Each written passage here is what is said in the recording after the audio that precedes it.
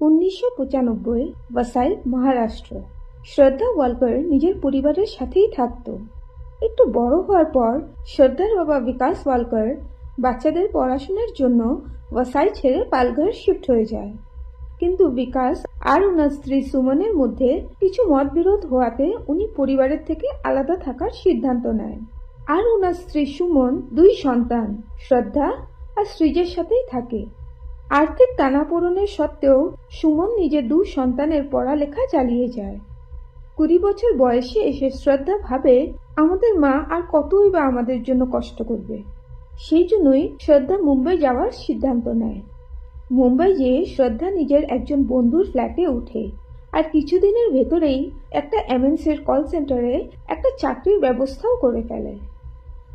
একটা ছোট্ট শহরের থেকে এসে শ্রদ্ধা মুম্বাইয়ের দৌড়ভাগে নিজেকে অ্যাডজাস্ট করতে শুরুই করেছিল কি তখন একটা ডেটিং অ্যাপের মাধ্যমে ওর এক পুরনো বন্ধু আফতাব পুনাওয়ালার সাথে দেখা হয়।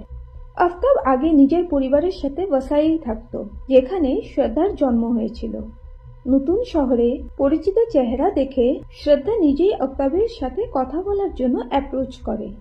এরপর ওদের ঘন ঘন কথা হতে থাকে। কথার থেকে ঘোরাফেরা আর তারপর প্রেম। কিছুদিন রিলেশনশিপে থাকার পর আফতাব শ্রদ্ধাকে বলে যে মুম্বাইয়ে অনেক খরচ, তাই ওরা দুজন যদি লিভ ইনে থাকে তাহলে দুজনের উপরেই চাপটা কমে যাবে। শ্রদ্ধাও এই প্রস্তাবে রাজি হয়ে যায়। শ্রদ্ধা নিজের মাকে আফতাবের সাথে দেখা হওয়ার থেকে ওর সাথে একসাথে থাকা পর্যন্ত সব কথা বলে, কিন্তু তার সাথে এও বলে আমি আফতাবকে বিয়ে করতে চাই।